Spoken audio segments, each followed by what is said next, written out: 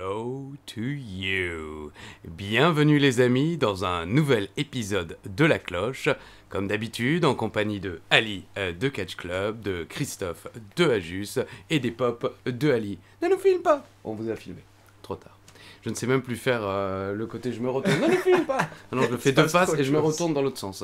Tout est très compliqué. Écoutez, bonjour à tous. Bonjour Ali. J'espère que vous allez bien et j'espère que tu vas bien mon cher Ali. Ça va bien, merci. J'espère que toi aussi. On est parti pour l'épisode numéro 22, la troisième partie. Pour les vieux qui nous suivent. Non, c'était ça, non 22, là, les flics. Je sais plus. Oui, il sait plus. Oui. Je suis pas vieux, il moi. Il a 10 ans. Bah non, il a 10 ans. Je suis pas vieux, moi. Il est aussi vieux que Zach Calvici. Oh, c'est pas gentil, Christophe. C'est vrai que quand je dis que je ne suis pas vieux, les gens ne me croient pas, du coup. Donc, bon. Et pourtant, c'est vrai, il a 10 ans. On enchaîne sur cette troisième partie. On va finir par rapport à WrestleMania 30 parce que vous êtes tous en attente, encore une fois, de ce rideau. Eh oui, parce que mine de rien, c'est pas si mal la suite. Mais bon, bah oui, en plus. Mais donc, on s'est encore une fois arrêté derrière un rideau. On va reprendre juste... après, mais d'abord, tu voudrais revenir sur un petit événement dont on a oublié de le mentionner la semaine dernière, bien entendu. Ce petit coup de couteau dans le dos, j'ai envie. Tout à fait, qui se reproduira au Royal Rumble 2016. On en reparlera plus longuement dans un futur épisode de La Cloche. Mais effectivement, le fait que Philippe ne me laisse pas parler, cet enfoiré de Philippe Chéreau, qui, effectivement, au moment où vous connaissez la musique, Michael Cole, JBL, ou aujourd'hui Tom Phillips, Byron Saxon, selon les commentateurs américains, disent à nos côtés, ringside, nous avons nos amis allemands, Calvin Lee, Carsten Schaeffer et, mince, ça y est, Tim Haber, par exemple, ou Marcelo Rodriguez et Carlos Cabrera. Et puis là, en l'occurrence, c'était From Group AB, Philip Chéreau et Christopher Juice. Ou un jour, comme ils l'ont dit également, Raymond Rougeau et Jean Brassard. Et c'était moi qui souriais comme ça. Presque. Oui. Et il avait fait l'erreur à la répétition. Et je m'étais dit, est-ce qu'on leur fait remarquer ils ont dû remarquer que c'était pas Raymond Rougeau et Jean Brassard, parce que Michael Cole, je pense qu'il connaît quand même, peut-être pas forcément Jean Brassard comme ça, mais Raymond Rougeau, tout le monde le connaît, c'est une telle star. Et finalement, il s'en est pas rendu compte, il a pas changé ses notes, et donc il l'a fait pendant le pay-per-view, quoi. Bon, ce soir-là, il dit bien Philippe Chéreau et Christophe Ajus, et normalement, vous devez dire une phrase chacun. En tout cas, c'est ce qu'on avait fait pendant la répétition. Vous dites une phrase, la cam reste sur vous, puis votre collègue dit une phrase, et puis boum, ça revient au plan avec les Américains ou au plan sur le ring. Et bien ce soir-là, ça y est, Philippe écoute pas d'ailleurs Michael Cole dans le casque, donc il continue à parler, puis tout d'un coup il se rend compte que la caméra est sur lui, parce qu'il se voit dans l'écran, et il entend une fin de phrase, et c'est JBL qui dit bonsoir, je crois, ou un truc en français, et Chéreau qui fait merci Michael, oui, WrestleMania, ouais, WrestleMania, ouais, c'est moi Philippe Chéreau, ouais, si j'ai envie de parler 4 heures, je parle 4 heures, qu'est-ce que j'en ai à foutre, n'est-ce pas Christophe? Oui, tout à fait. Et là, la caméra se casse. Et effectivement, certains m'ont fait remarquer que normalement, ça aurait dû être coupé. À Paris, normalement, ils devaient éteindre nos micros pendant les clips, puisque ça nous permettait, pas seulement pour moi d'engueuler Philippe, puisque c'est ce qui va se passer, je vais engueuler Philippe, mais de nous moucher, d'éternuer, parce que moi, je me mouche beaucoup, j'ai toujours le nez qui gratte tout le temps, et j'éternue aussi très facilement. Et donc voilà, ça nous permettait, ou de boire, parce que il y a un bouton pour quand vous voulez tousser, donc... Pendant le pay-per-view, si tu veux boire un peu d'eau, t'appuies sur le bouton pour tousser, parce qu'il y a du bruit, il y a le bruit du truc que tu ouvres, il y a le fait que tu mettes l'eau dans ta bouche et que tu avales, ça s'entend selon le micro-casque que tu as. Donc voilà, ils devaient couper finalement, visiblement, ils n'ont pas coupé. Et c'est vrai que moi, j'avais dit en amont à Sam Tornade, le désormais célèbre ingénieur du son de l'époque Catch Attack, avant de partir aux États-Unis, je lui avais dit, tu vas voir, au moment où on pourra dire notre petit mot, Chéreau, au lieu de faire une phrase, il va en faire 4, et il va pas me laisser parler. Et au moment où il le fait... Senti. Ah bah oui, mais je connais Chéreau, c'est pas, comment dire, il l'a pas fait sciemment, en se disant, va te faire voir à Jus, je te laisserai pas parler, mais c'est juste que c'est Chéreau. C'est quand il te dit, je vais te raconter, je vais la faire courte, en général, tu sais que t'en as pour une demi-heure d'histoire, comme moi dans La Cloche finalement, quoi. Normalement, les épisodes devaient durer 35-45 minutes, on fait 1h15. Donc, une fois que ça s'est passé, j'ai écrit sur mon petit papier, j'avais annoncé à Sam que tu me ferais ce coup. Et donc après, je lui montre, tu vois, pendant qu'on continue à commenter, quoi, le salopard que je suis. Et ensuite, pendant la pause, bon, honnêtement, comme je le disais à Ali juste avant qu'on reprenne, en lui disant que je voulais quand même évoquer ce sujet, parce que c'est fou qu'on l'ait oublié. À l'époque, c'était quelque chose de très important, enfin, je l'avais effectivement assez mal pris. Et c'est tout le truc de Philippe qui dit ne pas se prendre au sérieux, mais le faire sérieusement. Moi, souvent, je me prends quand même très au sérieux. J'ai pas l'air, mais je suis comme ça, je peux vite m'énerver pour rien. J'ai un peu un mauvais caractère pour ça. Et Chéreau, quand il dit que je suis un rabat-joie, c'est vrai. Lui, il rit facilement, il est tout le temps joyeux. Moi, je ne ris quasiment jamais. C'est très rare que vous me verrez rire ou éclater de rire ou des choses comme ça ne m'arrive quasiment jamais. Tu m'as pas vu souvent rire, je pense. Bon, Même pas sourire, je crois. Ouais, voilà, parfois, je fais semblant. Voilà, là, je souris parce que c'est un connard. Mais bon, donc j'avais mal pris. Bon, pas mal pris au point je me lève et je me casse, quoi. On est en plein WrestleMania, et puis il restait tout un show. Ce serait magnifique. Ah oui, ça aurait été beau. Je balance le micro, je me casse. My God, Michael, something's happening with the French guys. I think Joe Brassard is leaving the table. JBL qui te lâche une clothesline comme ça. Ça aurait été pas mal. Non, mais c'est vrai que je l'avais mal pris. Mon ego avait été blessé à ce moment-là parce que je me disais merde, c'est mon rêve. Et puis c'est surtout que j'étais persuadé que ça nous arriverait plus jamais. Pour moi, c'était une occasion d'une vie et plus jamais on serait ringside, plus jamais on irait à un WrestleMania. Je pensais que voilà, c'était une occasion unique. Donc à ce moment-là, je l'ai mal pris. Aujourd'hui, la preuve, on l'a oublié la semaine dernière. Franchement, voilà. Et c'est arrivé à nouveau à Royal Rumble 2016. Et ça, je l'avais totalement zappé jusqu'à que je le recommande pour l'équipe. Mais je m'en souvenais plus du tout, à tel point, effectivement. Ce qui prouve que j'en ai plus rien à faire parce que je savais finalement qu'il y aurait d'autres occasions et que de toute façon, c'était pas si important. Mais à ce moment-là, oui, je l'ai mal pris. J'ai pas fait la gueule à Chéreau longtemps. J'ai été énervé sur le coup. Après, il y a très vite un clip, il y a très vite ça enchaîne et puis t'oublies. Mais pendant pas mal de temps, effectivement, c'était resté ancré dans mon cerveau. Mais aujourd'hui, c'est vrai que je suis passé totalement à autre chose. Bon, tu as pu dire oui, tout à fait. Oui, je suis même pas sûr que je dis oui, tout à fait. On m'entend, je crois, commencer une phrase et quand je vois la caméra se partir, tu sens le cœur brisé. Et après, je la continue la phrase, quoi. C'est comme le 21-1. Il a fallu que j'attende, que je regarde l'écran et que je vois que je suis plus dessus pour me dire bon, allez, je continue quand même. Alors ouais, mesdames et messieurs, le show continue. On est bien sur PPVAB1. Enfin voilà. Mais c'est vrai. C'est marrant que ça a été si important ce soir-là et qu'avec le recul aujourd'hui, 6 ans plus tard, je tu m'en te fiche, souvenais en que fait. des bons souvenirs, quoi, vraiment. Voilà, c'est ça, tu vois. Exactement. Non, mais c'est ce qu'il faut. C'est vrai. C'est Quand dans 20 ans, je ferai la gueule à Ali, je ne me souviendrai que des bons souvenirs de la cloche. Exact. Les pop. D'accord. Et le fait que désormais, on a un petit ventilateur sur 1. Si vous entendez un petit... C'est pas Ali qui se fait plaisir pendant qu'on fait le podcast. C'est bien un ventilateur derrière qui me souffle dans le dos. Honneur aux vieux. En parlant justement de se faire plaisir, si vous avez YouTube, bien entendu, je vous invite à aller sur YouTube pour chercher les catch-off.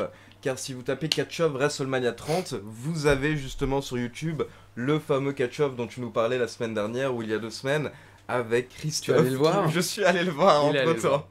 Parce que je voulais voir cette scène et donc vous pouvez bien voir Aksana qui est de dos comme ça.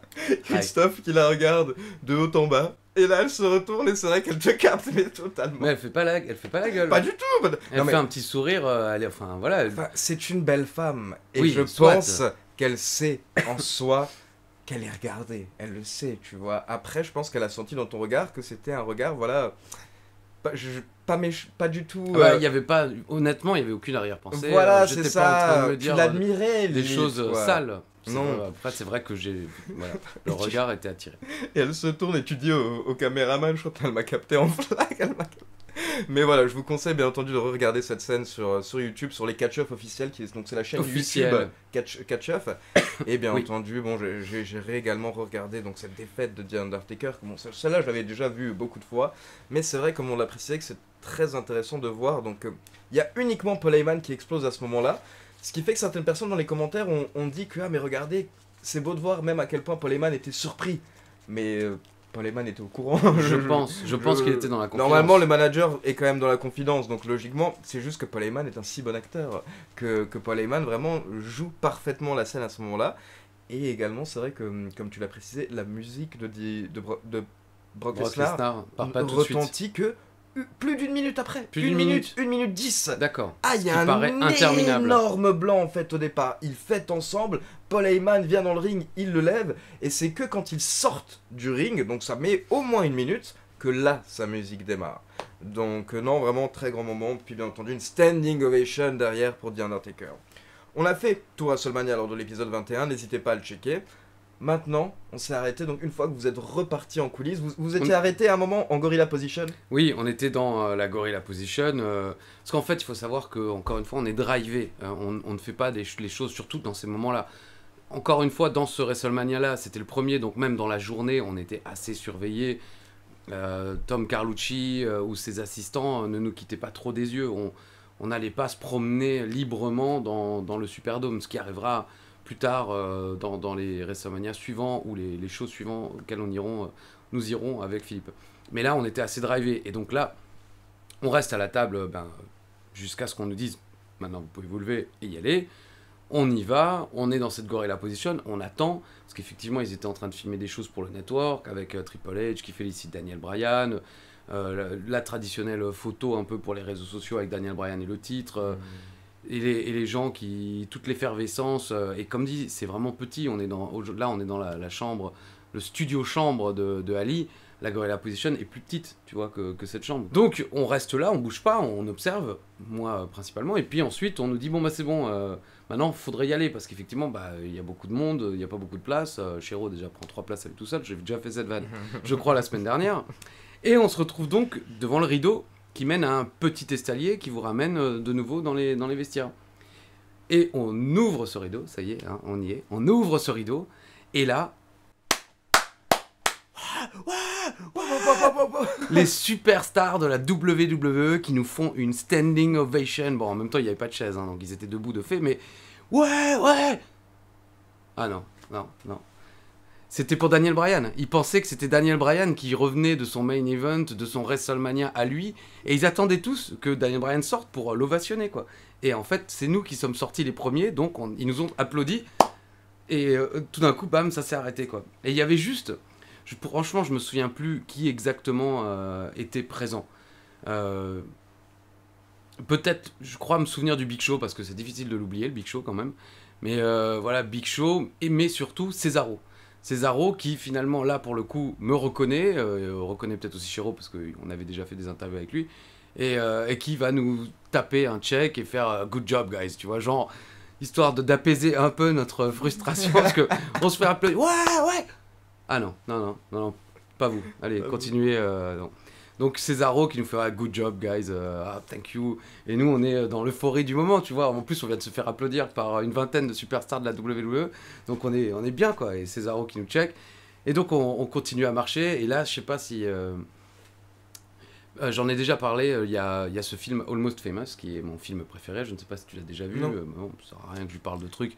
Chaque fois que je lui dis ouais, regarde Always Sunny in Philadelphia, ouais, je regarderai. Alors j'ai commencé. Non, oui, puis il a regardé un épisode, ouais, c'est pas mon truc. J'ai pas dit ça, alors c'est que pas je lui ai vrai. dit oui, la saison 1 c'est pas la joie, mais la 2 avec Tony avec De Vito, elle est très bien. Bref, voilà, la 3 et la 4 sont encore mieux.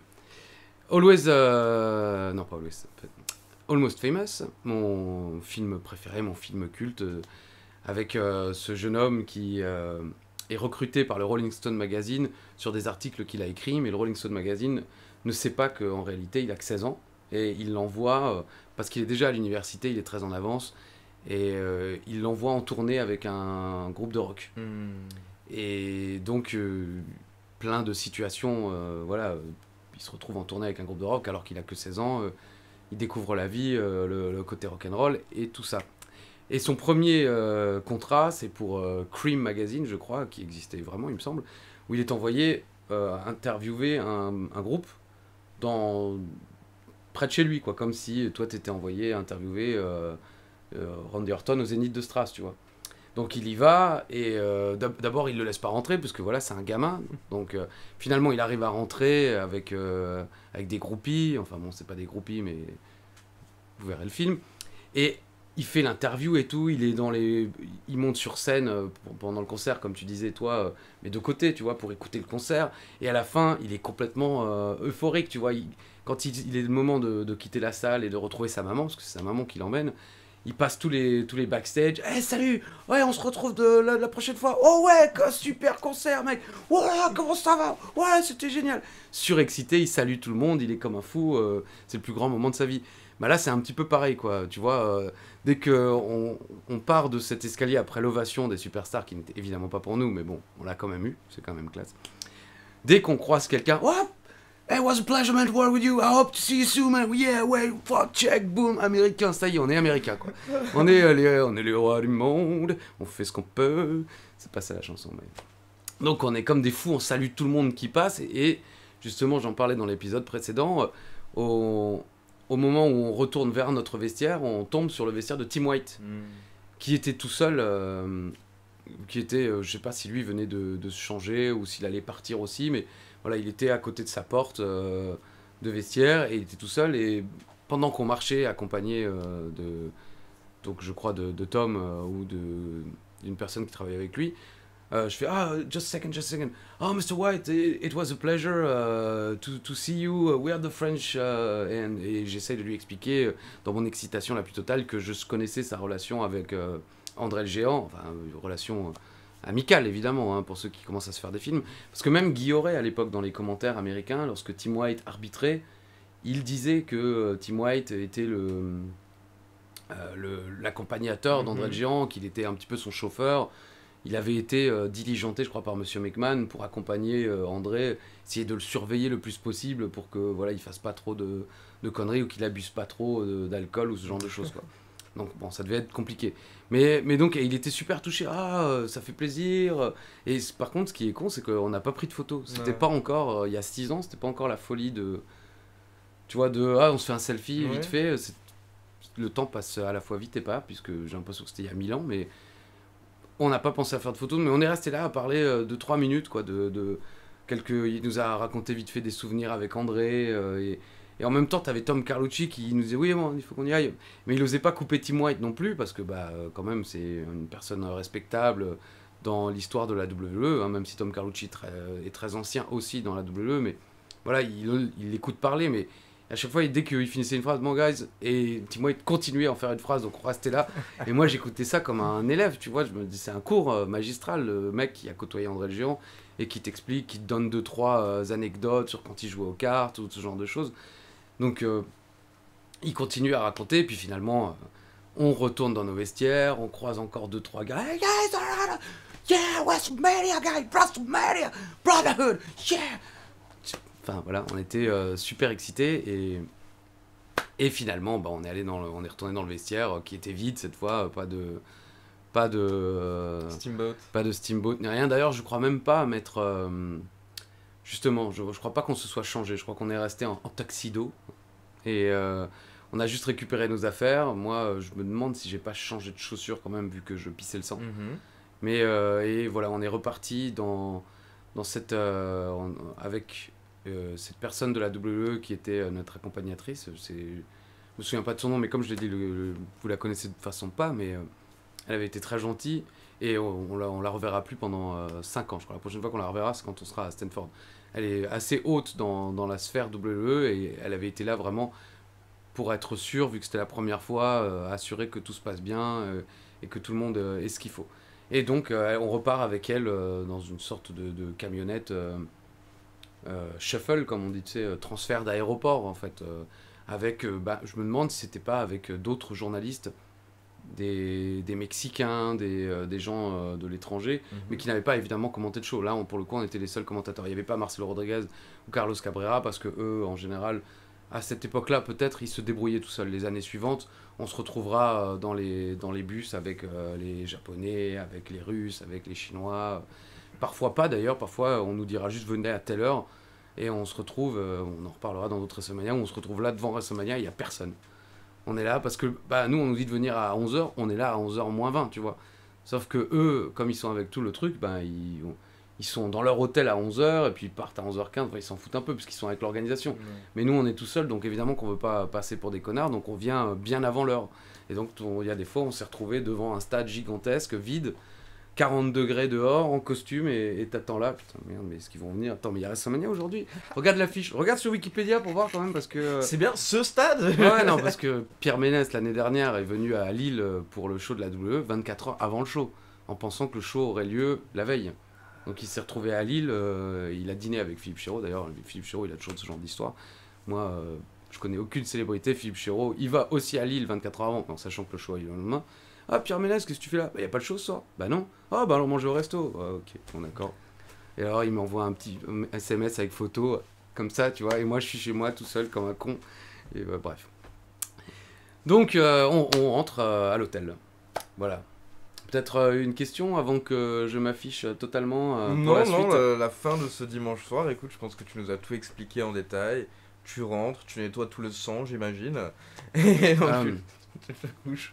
Ah bah non, je me couche pas, t'es fou. Bah non, on est arrivé à l'hôtel. C'était comme dans beaucoup d'hôtels. Ah, vous étiez dans la même chambre en plus. On était en plus dans la même chambre et non, et puis il y avait un bar dans le lobby de l'hôtel, un bar assez grand qui n'était pas que pour, je pense, pour les gens de l'hôtel, tu vois, il y avait des gens qui venaient y manger le midi et y boire des coups le soir, parce que c'est vrai que le cadre était assez joli. C'était un grand lobby, donc un grand rez-de-chaussée, on va dire, ouvert, parce que parfois il y a des rez-de-chaussée où tu as juste comment on appelle ça, le desk La réception. La réception, merci. On sent l'homme qui a voyagé, et on sent le con. Là, c'était très grand, très ouvert, il y avait des fleurs et tout, de bars, des tables pour manger, donc on est arrivé là avec Philippe et notre caméraman qui avait passé, je crois, la soirée à WrestleMania. Parce qu'il y a des fois, le caméraman viendra avec nous, mais finalement se cassera. Parce que c'est long, parce que ils aiment pas forcément le catch. Oui, j'allais dire, c'est pas forcément un fan de catch, quoi. Oui, donc, oui, après, c'est toujours, ils aiment bien regarder quand même, parce que quand c'est la première fois, ils hallucinent, tu vois. Ils se disent, putain, c'est fou ce stade, c'est fou le nombre de gens.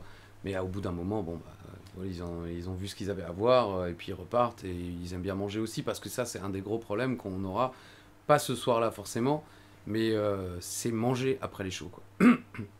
Parce que t'as la dalle, t'as bossé, t'es dans les vestiaires depuis 11h le matin, à part Chéreau qui a de l'appétit, les gens comme moi qui, avec le stress, vont pas forcément manger avant, et puis tout d'un coup le show s'arrête et tu crèves la dalle, et boum, tout est fermé, parce qu'on se dit aux États-Unis tout est toujours ouvert, mais non. Et surtout dans des villes qui accueillent WrestleMania, t'as tout d'un coup 80 000 personnes qui débarquent dans la ville, donc si tu veux aller bouffer, tu fais 1 heure de queue dans un resto, quoi. Donc, mais là, on est arrivé dans l'hôtel, et en fait, il y avait plein de gens de la WWE, parce qu'il y a aussi une tradition à la WWE, après chaque WrestleMania, ils font une fête, à laquelle on n'a pas été invité jusqu'à notre dernier WrestleMania. À WrestleMania 35, on a été invité. Et ça a été la seule fois où on a été invité, la dernière fois qu'on est allé aux États-Unis. Peut-être que ça. Non, non, parce que finalement, évidemment, tu fais pas le con. Hein, je veux dire, tu prends une bière, tu prends. Voilà, wouh, vas-y, tu veux voir ma. Hein, wouh, je te fais l'hélico. Non. Oulala. Ah ouais, oulala. Ouais. Non, mais donc, y a une fête avec les superstars et tout ça. Et vraisemblablement, on n'était pas les seuls à pas être invités, puisque à notre hôtel, tous les gens de la WWE Europe et ce genre de choses qui étaient là, il n'y avait pas encore ce qu'on appelle le bureau de Munich, qui est aujourd'hui, qui dirige entre guillemets la WWE en Europe, qui fait qu'on a nos amis allemands en ringside. Je crois qu'ils venaient à peine d'être créés. Mais ils n'étaient pas là. Où ils étaient là, parce que ils ont découvert, ça c'est un truc, c'est qu'ils ont découvert que les Français et nous étions ringside en regardant le show. Et donc le patron de la WWE à Munich, allemand, forcément, pas forcément non, mais en l'occurrence est allemand, il a dit mais comment ça se fait qu'il y ait les Français ringside et nos Allemands ils sont où? Pourquoi ils sont pas là nos Allemands? Et voilà pourquoi à WrestleMania 31 les Allemands seront là. Ils nous auront pas encore volé la place, mais ils seront avec nous à côté. Et en Italie aussi, Luca Francini et Michele Pozza, qui sont super sympas aussi, et limite c'est Chéreau et moi, si ce n'est que Lucas est un peu plus âgé, mais bon c'est un biker, tatoué de partout et tout, rock'n'roll de ouf, et Michele Pozza qui est un peu comme moi, il avait une fédération en Italie, il est fan de catch depuis toujours, et c'était son rêve de commenter, et il est devenu commentateur à la télé, et ils fêtent leurs 20 ans en fin d'année. Et ils ont exactement un peu la même relation, tu vois, le fanatique de catch, voilà, il se déteste. Quand il peut ne pas le laisser parler, il le laisse pas parler. Non, mais c'est assez sympa. Quand on s'est rencontrés la première fois, on était assez surpris de toutes les choses qu'on avait en commun. Bon, donc en tout cas, voilà, Munich a découvert ce jour-là que nous étions ringside, et ils étaient vraiment pas contents. Munich a découvert. Ah ouais. Ça fait vraiment genre. Ah oui, non, mais Le c'est truc comme grave. ça se passe. Bah, c'est comme ça que tu parles aussi du truc, parce qu'avant, t'avais le bureau de Londres, donc on disait Londres. Tu vois, Ok. Londres a décidé que vous ferez l'interview de trucs. Et ce jour-là, Munich se rend compte que les Français ont pris de l'avance sur les Allemands, alors que la direction de la W en Europe se trouve à Munich. Donc pour eux, c'est totalement incompréhensible. Et ce qui expliquera qu'ensuite, les Allemands prendront leur place au ringside. Donc on rentre à l'hôtel et puis il y a les gens du bureau de Londres, justement, qui sont là, qui boivent des coups avec leurs affiliés, leurs journalistes respectifs, comment on appelle ça, leurs invités commerciaux. Je me souviens de Henry, notamment, qui était un des mecs qu'on voyait le plus du côté du bureau de Londres, qui était là sur toutes les tournées. C'est des mecs qui font les tournées avec les superstars, donc toutes les superstars les connaissent. Et quand tu dois faire des interviews, c'est eux qui vont dire à la superstar, bon tiens, voilà, faire une interview avec AB1, c'est Philippe Chéreau, Christophe Ajus, et qui font les présentations, et après ils te laissent faire le travail. Et donc il y avait tout ce groupe qui était dans le lobby de l'hôtel. Donc, les gars, alors, votre premier WrestleMania, comment c'était et tout. Bah, c'était ouf, c'était incroyable, c'était génial. Allez, venez, on vous offre un verre. Bon, attendez. Et donc là, moi je remonte dans la chambre parce que franchement je galérais vraiment des pieds, pisser le sang et tout. Et je me suis dit, je vais enlever le tuxedo aussi parce que, mine de rien, 4 heures de WrestleMania, je donne de l'énergie quand je commente. Donc je transpire énormément. Donc je suis monté dans la chambre prendre une douche et me changer. Et je pense que, dans mes souvenirs, je pense que Philippe a fait pareil. En même temps d'ailleurs, on a tous les deux pris notre douche ensemble. Évidemment, hein, la télévision, vous imaginez bien. Non mais voilà, je pense que je suis monté en premier, j'ai pris ma douche, je me suis changé. Ensuite j'ai dit Philippe, c'est bon, vas-y, tu peux y aller comme au camping, c'est bon, les chiottes sont libres. Où est le PQ? Donc voilà, on a tous les deux, on s'est changé. Moi j'ai mis un costume gris que j'avais acheté quelques semaines auparavant pour un futur mariage. Malheureusement, c'est la seule fois que je le porterai, hein, puisque la veste disparaîtra quelques heures plus tard. Et donc il nous offre un verre, on commence à boire, et puis on se dit, allez, pour une fois, le lendemain c'était fini, nous on n'avait plus rien à faire, on était libre, donc on se dit, allez, c'est quand même la Nouvelle-Orléans, allons-y quoi. Un petit peu, sortons un peu, et en plus, moi, il y avait Colby, de Wrestling Clinic, il y avait Ishtou, Alain, mon pote d'enfance depuis le CE2, et le Big Boss Man, mais voilà, on se connaît depuis la maternelle. Ils étaient aux États-Unis, quoi. Et eux, ils étaient évidemment au stade aussi. Après, le temps que eux repartent, ça met un peu plus de temps. Ou ils étaient peut-être allés manger, je sais plus, parce que à la Nouvelle-Orléans, c'est moins compliqué de repartir, tu vois. Oui, c'est à bien, New York, par c'est bien exemple, placé, tu mets quand même, ouais. 5 jours à repartir. J'exagère, mais à tel point que il y a 2 ans, le choix avait duré trop longtemps, donc les transports en commun étaient fermés. Et les Uber ne pouvaient plus venir. Ils t'annulaient. Tu commandais Uber, ils ne pouvaient plus venir. Nous-mêmes, justement, on avait été invités à la fête de la WWE et on avait voulu repartir avec un bus de la WWE. Il n'est jamais arrivé le bus. Donc on est resté 2 heures comme ça sur le parking, pluie battante, à attendre un bus qui n'arrivera jamais. Enfin, et ouais, la vie compliquée des commentateurs. Hein, c'est incroyable. Hein, mais bon, donc on boit un petit verre dans l'hôtel et puis on se dit allez avec le caméraman et Philippe, bon allez sortons quand même boire un petit verre avec Henry, l'anglais. Il y avait le gars, je sais pas si vous connaissez justement Gorilla Position, le podcast anglais, qui est assez célèbre. Visiblement en plus il est très apprécié parce qu'il fait des interviews de Triple H. Quand il avait fait son 1000e podcast, il avait eu Seth Rollins et Becky Lynch en direct dans une salle en Angleterre, en public, tu sais, le podcast enregistré Excellent, en public. ouais. Et il était là, donc James bref, on l'avait rencontré. Il y avait pas mal justement de mecs de ce genre-là, quoi, des futurs influenceurs ou en tout cas des gars d'Angleterre, du Canada, fans de catch et tout. Donc c'était assez sympa, tu vois, autour d'un verre, de discuter des différentes expériences, de comment ils se retrouvent là, depuis quand ils étaient fans. Et c'est sympa d'échanger, quoi, de se retrouver comme finalement tous les gens qui vont à WrestleMania avec d'autres fans. Là, c'était dans le cadre de WWE. Les fans, en général, se rencontrent par hasard et puis vont discuter. Bon, nous, c'était un peu plus de travail, mais c'était sympa. Donc, on va dans un bar, on va dans un deuxième, on retrouve Colby et Alain dans un autre bar. Bon, évidemment, à l'époque, j'étais un petit peu plus jeune, donc j'ai un petit peu beaucoup bu, hein, il faut être honnête. Et puis, la soirée se poursuit, et au final, je sais que le caméraman et Chiro rentrent. Alain et Colby étaient rentrés parce qu'ils habitaient loin de la Nouvelle-Orléans. Ils avaient pris un truc assez éloigné de la Nouvelle-Orléans. Okay. Donc, ils étaient rentrés bien avant. Et finalement, moi, je me suis retrouvé seul.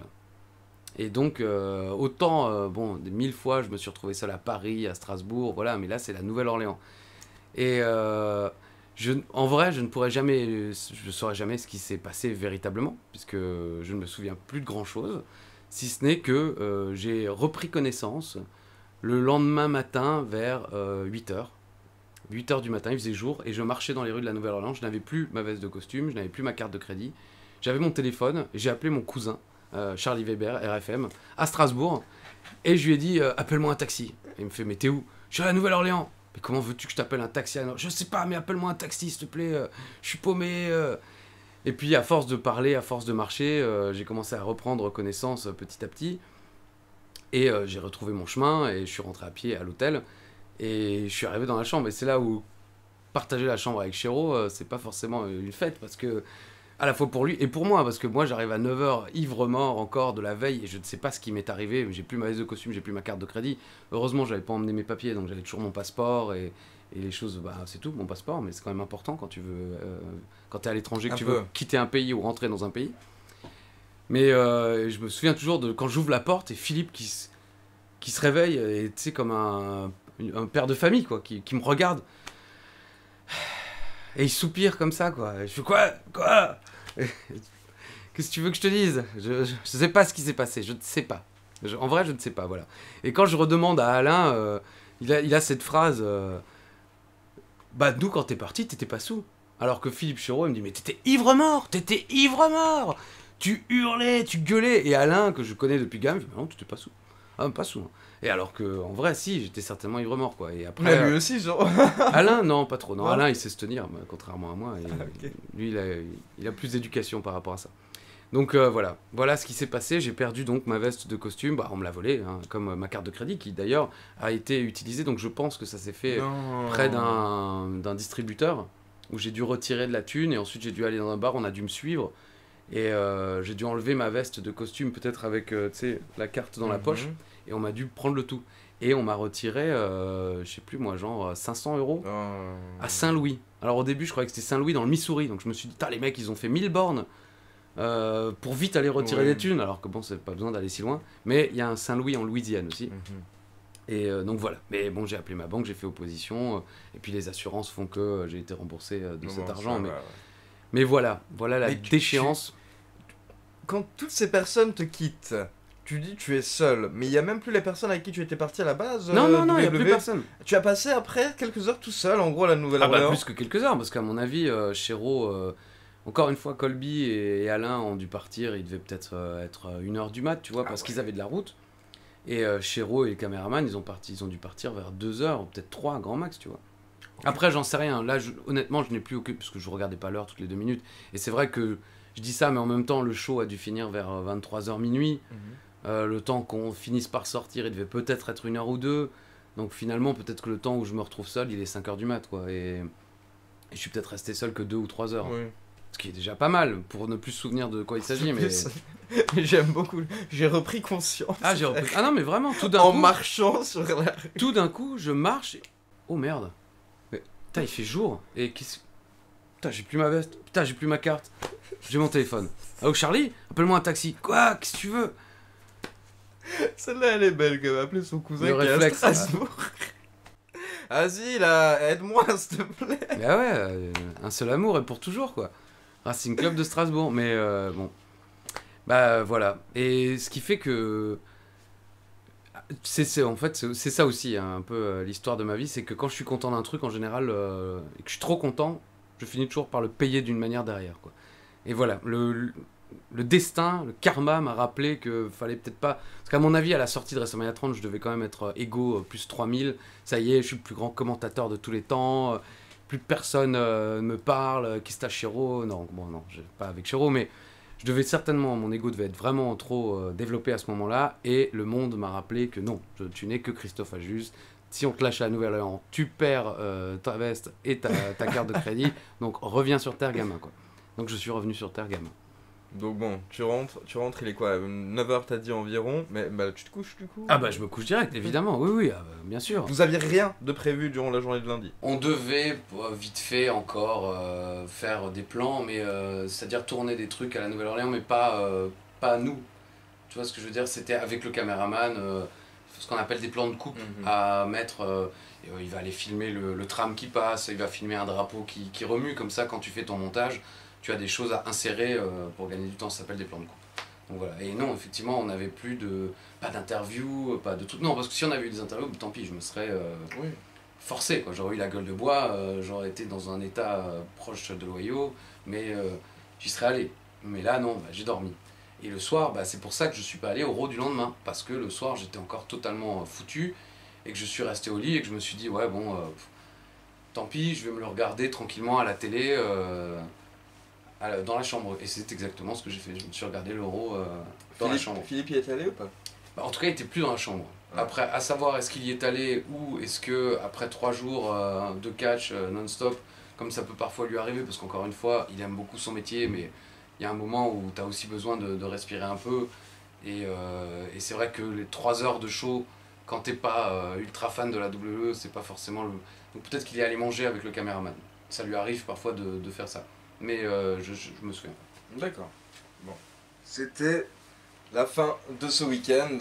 Eh ouais. Donc tu as regardé Raw au lit dans ta chambre d'hôtel, dans un état, voilà, gueule de bois, lendemain de cuite, mais tu te rappelles un petit peu quand même encore de ce Raw, non, mais parce que déjà j'avais pas 36 ans à l'époque, hein, parce que maintenant si je refais la même chose, il me faut 4 ans pour me remettre. Là, le lendemain soir, ça allait déjà mieux, mais j'avais la flemme de me déplacer. Mais oui, bien sûr, je me souviens de ce Raw, qui reste quand même un Raw mythique et légendaire, quoi. Donc on va commencer, on va citer un petit peu tous les faits marquants de ce Raw de lendemain de WrestleMania 30 qui a marqué pour différentes raisons. On va commencer par la plus triste. Comme ça on pourra enchaîner un petit peu plus sur le catch, mais on va commencer avec la plus triste. On a le droit à une promo de The Ultimate Warrior à Raw, car bien entendu il avait intégré le Hall of Fame le week-end précédent, on l'avait mentionné. Tu avais également mentionné que c'est vrai que sa relation avec la WWE était compliquée à une période, il l'avait pas forcément mis en avant, notamment à travers le DVD. Oui. Puis sa relation au monde était compliquée. C'était quelqu'un qui était quand même. Dès qu'il faisait une interview, il y avait quelque chose toujours dedans qui pouvait faire un petit peu scandale. Ça arrivait souvent. Mais là, le Warrior était un petit peu dans la période où. Le problème, c'est qu'on aime tous l'Ultimate Warrior en fait. Enfin, même si la personne est peut-être mauvaise, etc., moi je sais que le Warrior qui court vers le ring avec cette musique. Quand j'étais enfant, la première fois que je l'ai vu, du coup, moi, toi c'était plus jeune, mais moi c'était en 96, WrestleMania 12, Triple H. Parce que moi j'ai commencé en 94, comme tu le sais. Toi tu avais dû le voir déjà avant. Moi, bien sûr, oui, moi je l'ai vu avant qu'il soit une énorme star. Il était déjà, tu t'entendais les pop. Mais le plus gros premier souvenir, mais comme dit, j'ai des matchs, je crois même que j'en ai encore un en cassette, où c'est le Warrior et Tito Santana et Rick Martel contre Demolition et Mr. Fuji. Et là, le Warrior, il est encore en mode WrestleMania 4, donc il n'est pas encore aussi baraqué qu'il le sera après, un peu plus fin. Bon, déjà évidemment très musclé, déjà le personnage. Mais le plus gros souvenir de jeunesse du Warrior, moi, c'est SummerSlam 88, où ils ont passé dans WWE Superstar le match contre le Honky Tonk Man, commenté par Guy Auré et Edouard Carpentier. Pas le SummerSlam en entier, ils l'ont peut-être passé, mais je ne l'avais pas vu à l'époque, mais dans un Superstar, un jour, ils l'ont passé, parce que le match dure 21 secondes, je crois, donc ils ont pu passer le match en entier. Et donc, voilà, je me souviens ils avaient passé l'interview de Honky Tonk Man qui disait juste avant, on lui annonçait que Brutus Beefcake était blessé, le Honky Tonk qui disait, ouais, je suis prêt à affronter n'importe qui, je m'en fous. Et donc... la présentation, et là, and his opponent, silence, et là t'entends et c'est au Madison Square Garden qui explose, et Carpentier et Guillaume, c'est l'Ultimate Warrior, il arrive en courant, il lui met 2 coups de bélier, un splash, 1, 2, 3, c'est fini, nouveau champion intercontinental. Et voilà, ça reste un de mes grands souvenirs d'enfance que j'ai encore gravé en tête. Même presque les commentaires, là je me souviens plus exactement ce qu'ils ont dit, mais voilà, les commentaires de Carpentier et Guilloré dans mon esprit sont encore là, quoi. Voilà, ces cheveux comme ça, avec ce maquillage, ces muscles, cette veste, parce qu'à WrestleMania 12 il a la longue veste en plus. Oui, ce qu'il n'avait pas quand il était... Voilà, mais moi c'était encore pire parce que tu le découvres et direct tu le vois plus en fait. Après, moi j'ai pas pu avoir toute une jeunesse de Warrior et ça m'avait trop attristé parce que vraiment quand t'es gosse, ça c'est un personnage, quand t'es gosse, ça vend quoi. Tu regardes et t'es comme ça devant, waouh, il est énormissime. C'est ça, mais c'est que encore une fois l'être humain était malheureusement pas peut-être à la hauteur du personnage, mais Mais ce personnage, et c'est ce que tu disais, a fait qu'on a tous à un moment... C'est comme Batista, aucune comparaison avec l'être humain Batista, qui, d'après ce que j'ai compris, est quand même super sympa. Enfin, je connais quelqu'un qui le connaît très bien et qui est pote avec lui et qui n'a que des bonnes choses à dire sur lui. En même temps, quand t'es pote avec quelqu'un, forcément, tu l'aimes bien. Mais visiblement, là, il est très gentil, très généreux, tout. Mais l'Ultimate Warrior, le personnage, était à part, exceptionnel. Et il a marqué à la fois tous les fans et toutes les superstars. On l'a vu dans le DVD qui lui était consacré à charge, donc pas sympa. Toutes les superstars s'en moquaient, mais mine de rien s'en souvenaient. Toutes ces promos où nous on comprenait pas un mot, et même les Américains finalement tu te rends compte qu'eux-mêmes ne comprenaient pas un mot de ce qu'ils disaient. Mais ça n'avait aucune importance parce qu'il dégageait quelque chose, il avait une présence. Donc c'est vrai que c'est un personnage unique dans l'histoire du catch. Après malheureusement, c'est comme beaucoup de stars, de personnages de fiction au cinéma ou dans des séries, parfois l'acteur qui interprète ce personnage n'est pas comme tu aimerais qu'il soit.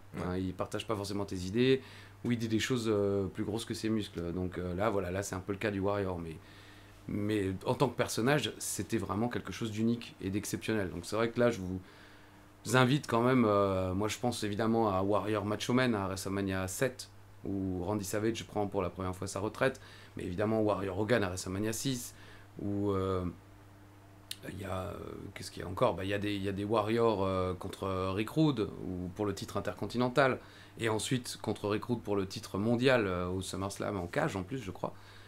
Enfin voilà, c'est jamais des matchs exceptionnels, il faut être honnête, mais c'est une autre époque aussi, on regardait moins le catch pour avoir des 5 étoiles que simplement pour avoir des émotions, mais il était à part. Il était à part, totalement. Donc tu me diras ce que tu en as pensé, mais moi quand j'ai vu Warrior en tout cas à l'époque faire cette promo à Raw, je sais que je me suis dit mais le gars est pas bien. Non, effectivement. Bah ouais, parce qu'il arrive essoufflé. Ah ouais. Et il est pas arrivé en courant sur le ring. Non. Mais je crois qu'il remue les cordes quand même. Un petit peu. Mais par contre, il a l'air... On a l'impression qu'il vient de faire un marathon. Alors, mais est-ce que ça vient de la pression du fait qu'il est devant plein de monde? Ou est-ce que... a priori, pour avoir lu quelques trucs depuis, visiblement, il était très mal en point. Oui. Et que c'est justement ce qui a fait qu'il ait mis de l'eau dans son vin et que la WWE également mis de l'eau dans son vin, parce qu'il se sentait proche de la fin.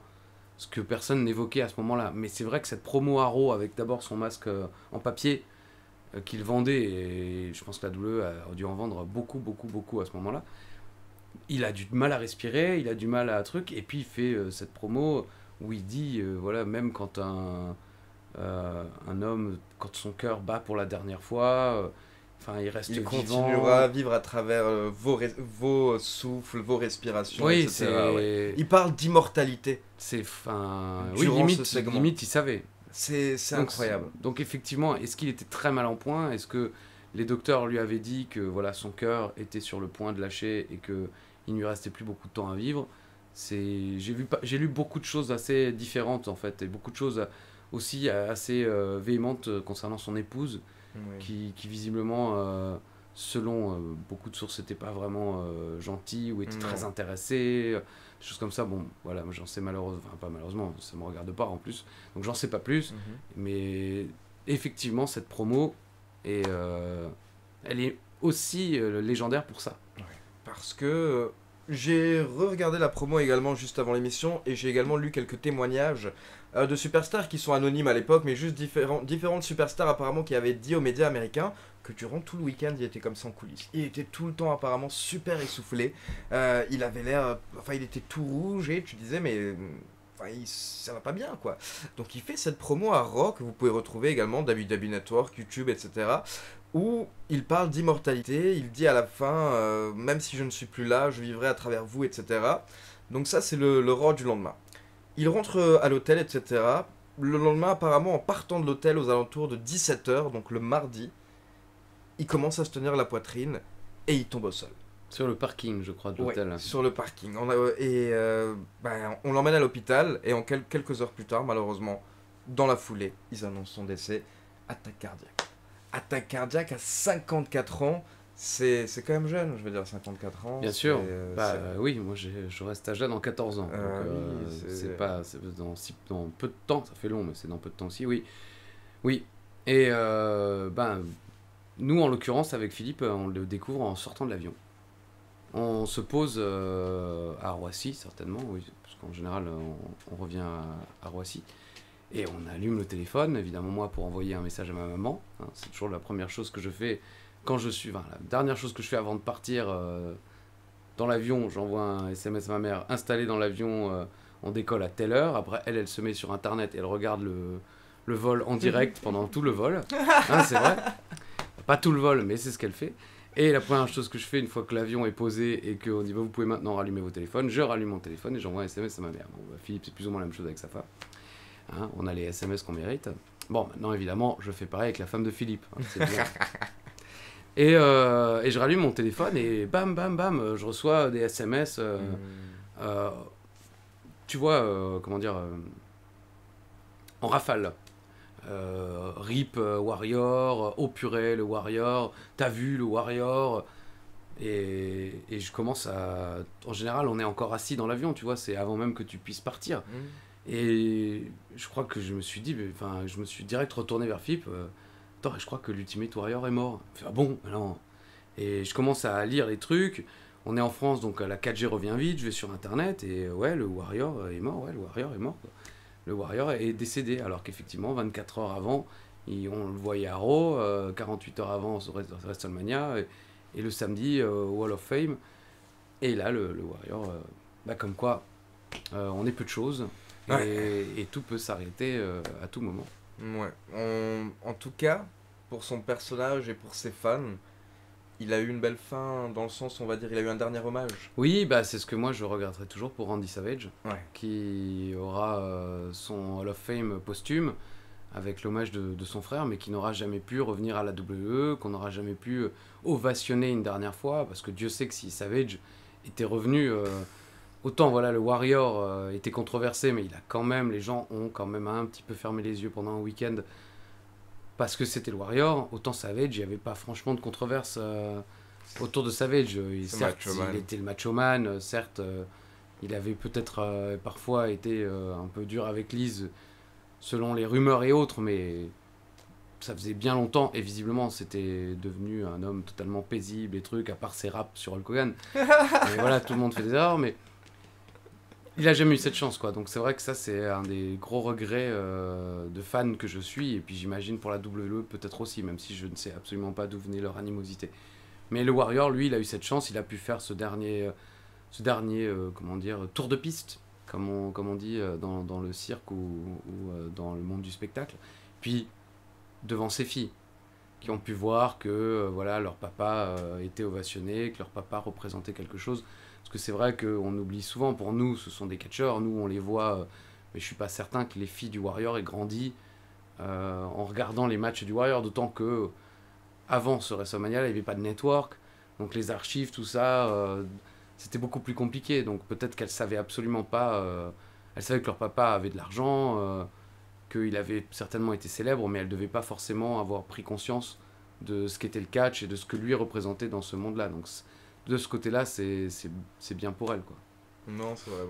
C'était juste pour le préciser parce que c'était quand même l'un des événements marquants de 2014. Bien sûr. Le retour du Warrior et Warrior qui nous quitte juste derrière après ce week-end. Je sais que oui, voilà, tout le monde, quand ils ont lu cette news, ils étaient vraiment très choqués parce que c'est l'un des plus gros big names, en tout cas, de la fin des années 80. Mais ça correspond, et ironiquement ou autre, ça correspond tellement à sa carrière en général dans le catch. Parce qu'à chaque fois, il revient et puis il s'en va quasiment très vite.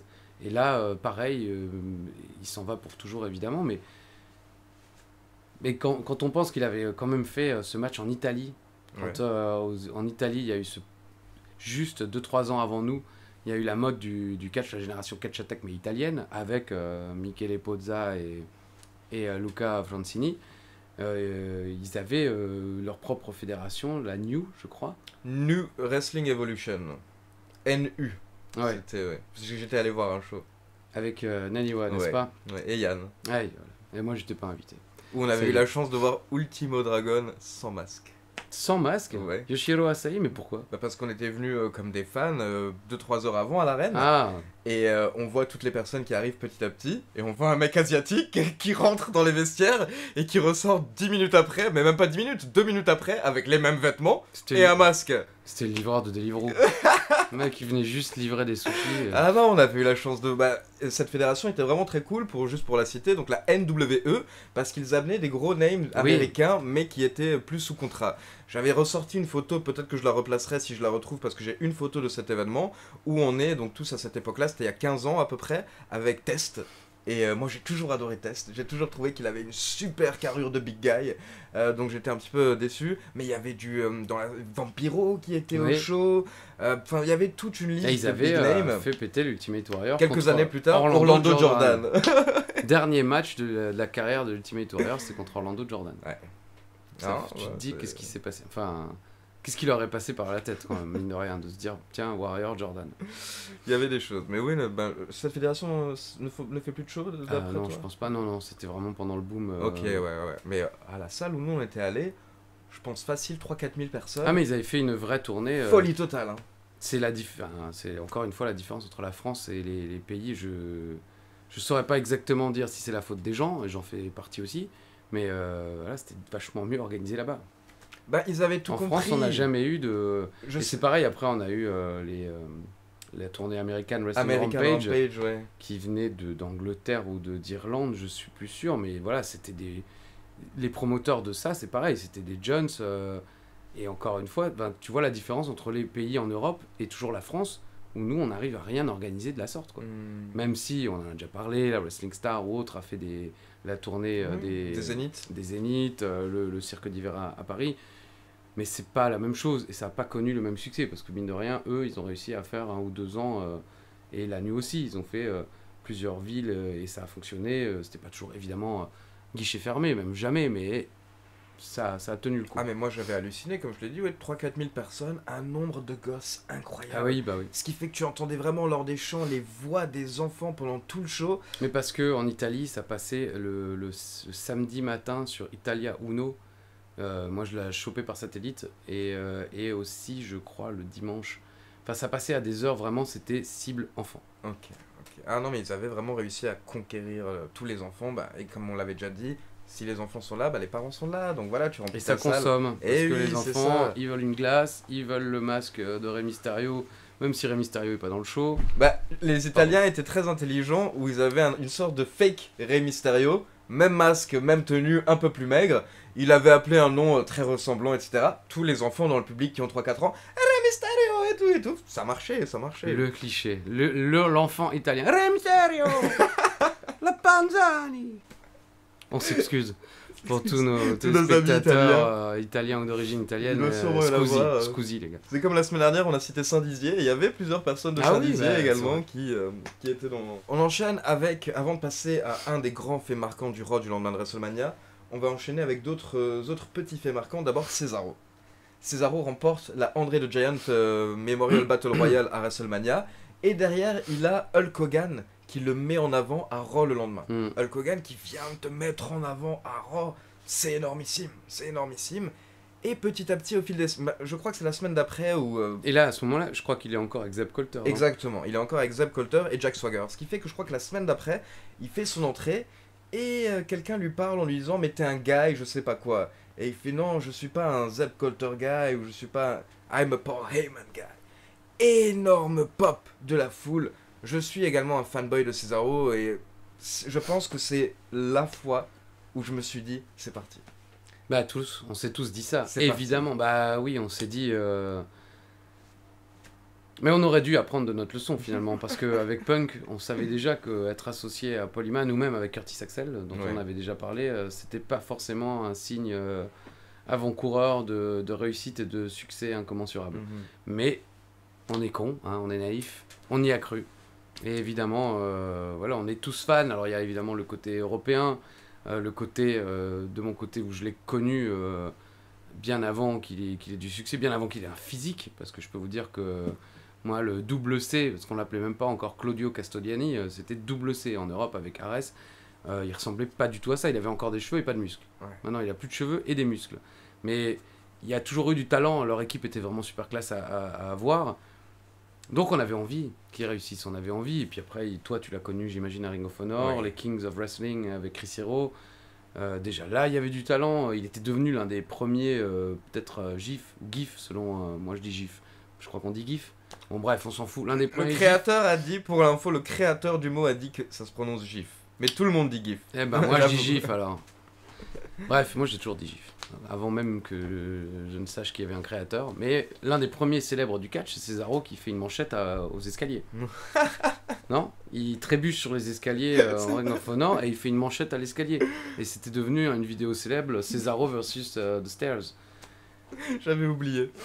Moi je Mais dirais. on en avait déjà parlé, j'avais déjà un petit peu mentionné que oui, son style à la base était vraiment très particulier. Il venait avec des vestes de costard, mais un peu qui brillent par exemple, et qui vont pas forcément ensemble à la Ring of Honor, avec des pantalons. Enfin, il n'y avait pas de style au départ, les cheveux longs, etc. Et la transformation au fil des mois, la création des Kings of Wrestling, Hiro et Cesaro qui se retrouvent à dominer la Ring of Honor, la Chikara, la PWG, les gars étaient champions partout, c'était la folie. Donc là on se dit, allez, c'est pour toi maintenant, c'est parti, t'as le meilleur manager possible à la WWE qui n'est pas un manager. Mais Un avocat. Exactement. On a tous vu ce tweet pour WWE Battleground Ah oui, c'est vrai. qui sort en septembre. Parce qu'ils l'ont appelé encore autre chose. Oui, non, cette ils ont dit fois-ci. que c'était un manager et il a dit mais quand est-ce que vous allez comprendre que je ne suis pas un manager mais un avocat quoi et le meilleur de tous. Exact. D'ailleurs, ça aurait été pas mal en ministre de la Justice, Paul Iman. Hein. Je dis ça. Bah parce que Éric Dupond-Moretti est lui-même avocat et Pourquoi désormais pas, c'est ministre de vrai. la Justice. Ah, je croyais que tu demandais pourquoi je Non, dis ça. non, oui, pourquoi pas. Moi j'accepte, hein. Moi tout de Et il suite, accepte. j'accepte, je vote Ah ouais, pour. vous imaginez les promos quoi. Donc, juste pour. On le cite parce que on y croyait tous. Et on va pas vraiment parler de toutes ces rivalités, mais déjà, comme tu l'as dit, là il était encore avec Jack Swagger, ce qui fait que Jack Swagger n'apprécie pas que Il Cesaro apprécie change de manager. Donc, bien entendu, ça mène à une rivalité entre les deux. On verra les matchs qu'ils ont lors des 2 prochains pay-per-view, mais déjà lors du mois de juillet, Paul Heyman va quitter Cesaro. Donc, 3 mois plus tard, l'association aura duré 3 mois. Durant ces 3 mois, Cesaro va avoir des matchs pour le titre mondial, pour le titre des États-Unis et pour le titre intercontinental qu'il va tous perdre. Donc c'est un petit peu bizarre, tu vois, tu te dis pourquoi lui donner un grand manager et lui donner une sorte de push, le faire gagner quand même la première bataille André the Giant. Ah, il y a quelque chose qui n'est pas passé à mon Ouais. avis. J'imagine peut-être certainement son accent. Je ne saurais pas dire. Parce que dans la vie, je crois l'avoir déjà dit, mais c'est un mec qui est plutôt drôle. Et il est plutôt amusant. Quand on le croise, nous, dans les vestiaires, on s'arrête toujours 2-3 minutes et on discute. Il aime bien parler à Philippe.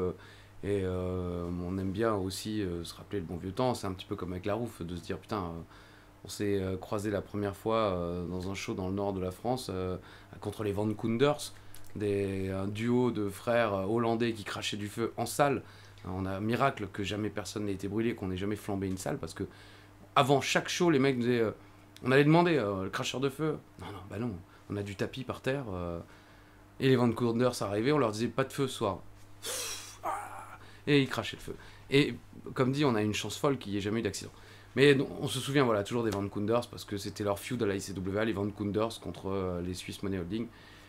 Et il est toujours, il est un peu pas sans rire, Cesaro. Il a un peu un humour britannique. Il fait des vannes, mais sans rigoler. Tu vois, en style, je fais pas de vannes. Et je sais pas, pourtant il parle très bien anglais. C'est vrai qu'il a un peu un accent. Nous, on s'en rend moins compte, mais aux États-Unis, ils se rendent évidemment compte tout de suite qu'il n'est pas, que c'est pas sa langue maternelle. Je sais pas, je pense que c'est ça qui a coincé parce que je vois pas d'autres. Il a le physique, il a le talent, il sait. Mais non. Ouais.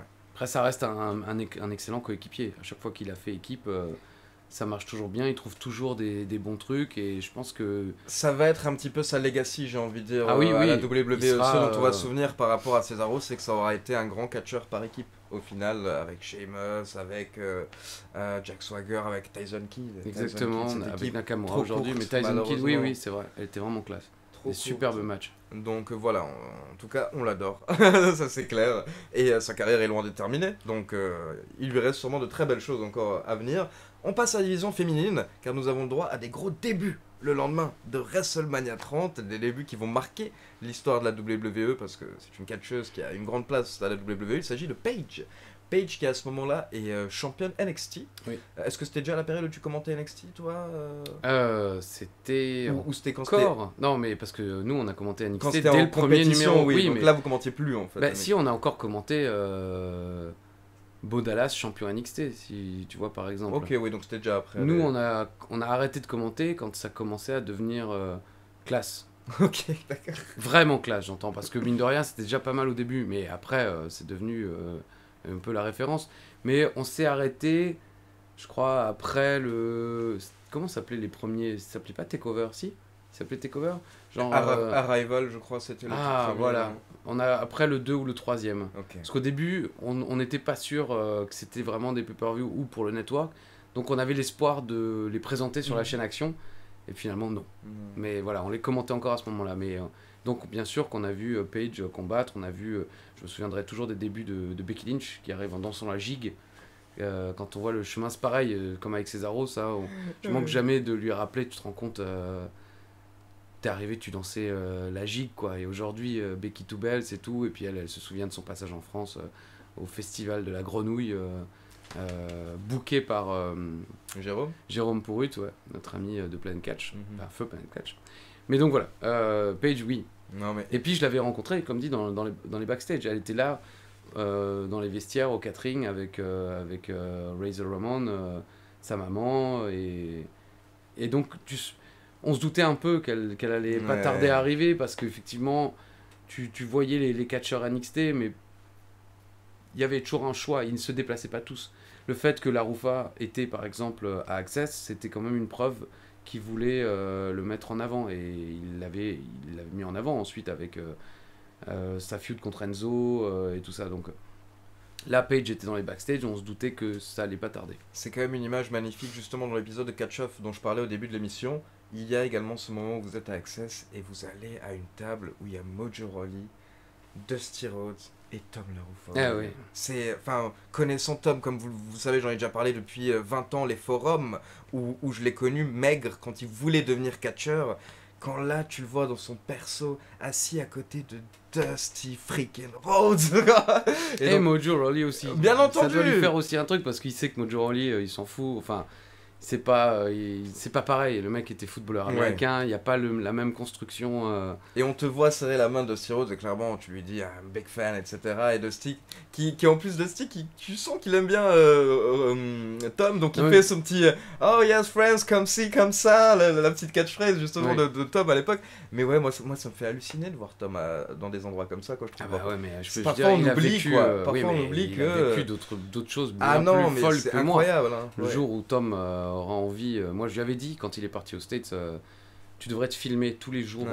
Et quand tu reviendras en France, le plus tard possible évidemment, après je savais pas que son corps malheureusement allait le lâcher et qu'il n'aurait pas l'opportunité de montrer, parce qu'il est vraiment très talentueux, ce qu'il pouvait faire dans le ring, parce qu'il a pu montrer ce qu'il faisait en promo. Il était l'un des chouchous en promo. Il y a beaucoup d'images qui sont sorties après, où tu les vois tous les deux avec, mince, comment il s'appelle maintenant Marcus Louis. Mhm. C'est pas son vrai nom, mais Marcus Louis, son nom de personnage à NXT, son partenaire, où ils sont en train de faire une promo, et tout le monde se marre derrière, parce qu'ils sont extrêmement talentueux, quoi. Et donc je lui avais dit, filme-toi tous les jours, et un jour tu pourras réutiliser les images. Bon, évidemment, c'est comme tout, t'es dans le truc, il avait pas Ouais, le temps de le non, faire, il avait pas c'est forcément compliqué. l'envie, c'était autre chose que pareil, c'était il y a 6 ans, les téléphones portables n'étaient pas les mêmes Non, qu'aujourd'hui. oui, c'est pas aussi naturel. Maintenant, c'est quelque chose, voilà, mais j'étais précurseur. Non, me dis pas ça pour ça. Mais je lui avais dit, prépare-toi, mais le jour où il vous racontera tout, et j'espère qu'il le fera sur sa chaîne entre deux vidéos sur les reptiliens, que vous allez voir qu'il il a vécu des choses de fou. Non, Vraiment. incroyable. Moi, j'ai dévoilé un tout petit peu en disant, par exemple, que Kalisto venait dormir chez lui la veille dans Royal Rumble, mais c'est un infime truc par rapport au truc d'entraînement, au gars qu'il a vu arriver, repartir. Enfin, Je vais te dire une bêtise, mais c'est pas une bêtise, bah, je veux dire. comme d'habitude, hein. Comme d'habitude, mais les superstars, beaucoup des superstars qu'on voit à la WWE aujourd'hui, au final, elles ont été entraînées par les mêmes personnes que Tom Bah, LaRufa, oui, et quoi. puis Je veux souvent dire, en même temps. C'est ça, Tom Et c'est ce que LaRufa, je il a vous eu dis. les Dusty, toutes ces personnes-là qui lui ont transmis l'art du catch, quoi. Et c'est ce que je dis souvent, moi, quand j'étais sur le tapis rouge Hall of les quand je savais, les Nia Jax par exemple, dont je sais qu'elle est très pote Mhm. avec Tom, dès qu'il va aux États-Unis, il se voit, Becky Lynch, moi, ça me permettait tout de suite de dire, ah, au fait, Tom vous dit bonjour, ah, you know Tom, bien sûr, je connais Tom, je le connais depuis qu'il a 15 ans, c'est vrai, je le connais depuis qu'il a 15 ans, ah ouais, bah, c'est le French guy, il était complètement dingue, et ils en gardent tous un souvenir de ouf, quoi. Bon, bref, c'est pas la vie de Tom là, on part, c'est la cloche, et là on parlait de Paige, exactement, qui est tout aussi ouf, et malheureusement elle aussi, son corps l'a lâché trop rapidement, quoi. Je venais de vérifier, parce que donc en 2014, Paige avait 21. Bah oui, c'était la plus jeune championne des divas de l'histoire, et oui, évidemment, mais la meuf à 15 ans, elle était déjà, elle faisait déjà le tour de l'Europe aux côtés de sa mère, et elle catchait déjà partout, donc c'est sûr qu'elle avait beaucoup d'avance sur le reste des superstars, quoi. Elle fait ses débuts à Raw pour confronter la championne AJ Lee qui avait justement conservé son titre à WrestleMania. Et là, parce que c'est très à la mode justement d'ailleurs ces dernières semaines à la WWE, impromptu match, ils en sortent tous les shows maintenant sans arrêt, genre allez match c'est parti. Elle se retrouve à avoir son premier match dans le main roster à Raw directement contre la championne. Un match dont je saurais plus dire exactement la durée. Il est pas très long. Ce que je me disais, pas très long.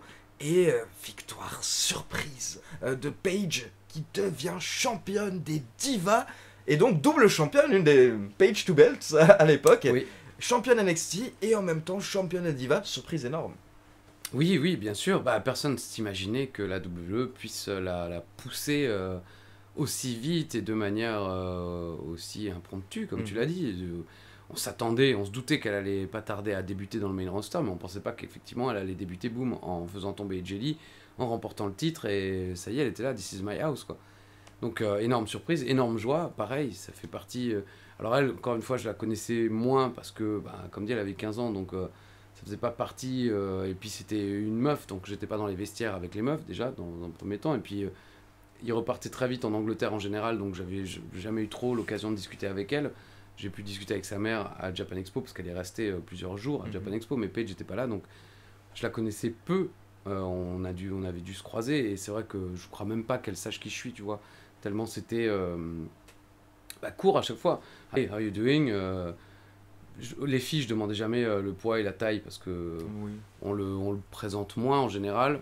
Donc je lui avais jamais adressé la parole finalement, mais j'ai eu la chance de commenter. Mais évidemment, il y a ce côté un peu heureux de retrouver quelqu'un avec qui tu as déjà pu travailler, même si c'était succinct et rapide, aussi haut, aussi vite, et qui réussissent aussi bien. Donc une grosse joie. Une invasion des Européens à cette période à la WWE petit à petit. Pour accompagner votre arrivée à Philippe et toi. Oui, aucun rapport, mais c'est vrai, c'est vrai. Et on enchaîne maintenant avec le destin de Daniel Bryan. Parce que jouer à destin avec Daniel Bryan. Daniel Bryan va avoir 2 mois vraiment très particuliers après WrestleMania 30. D'abord, le lendemain de WrestleMania, donc Triple H très énervé. Le game est très énervé. Il fait bien le mec énervé. Il ordonne... de toute façon, c'est le patron, donc il s'autoproclame, il veut un match contre Daniel Bryan pour le titre lors du Raw du lendemain. Et pendant ce temps, Stephanie McMahon essaye de recruter. Elle essaie de convaincre Batista, Randy Orton, Kane et le Shield de tous aider Triple H lors du match pour qu'il batte Daniel Bryan et qu'il remporte le titre. Sauf que Kane fait une petite boulette.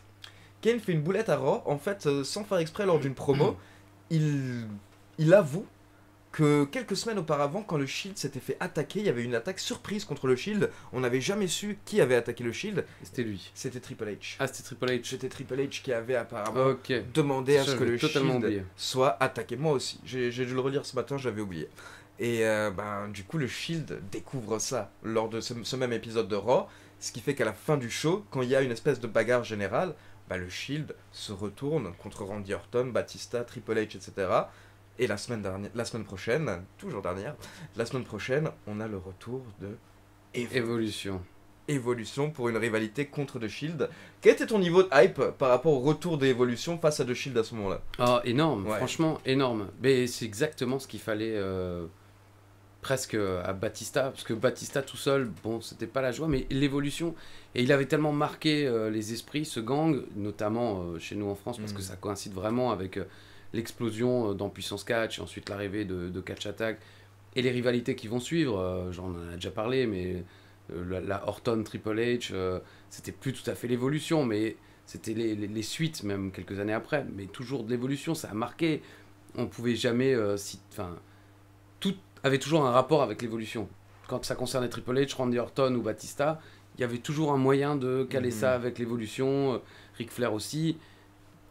C'est vraiment c'est notre même s'il a duré moins longtemps et qu'il est moins légendaire, mais c'est un peu les Four Horsemen de cette génération, quoi, parce que les catcheurs qui étaient dedans ont fait des choses derrière, et encore une fois, chaque fois que tu les voyais dans une telle situation, tu pouvais toujours raccorder ça aux membres de l'évolution, aux gangs de l'évolution, à ce qui s'est passé avec l'évolution. Donc le grand retour de l'évolution, j'étais vraiment fou, et je trouvais que ça collait bien, c'était...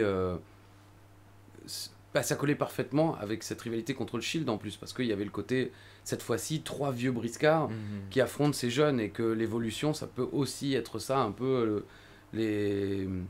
c'est presque le darwinisme, quoi, les plus forts survivre, donc c'est ça aussi un peu l'évolution.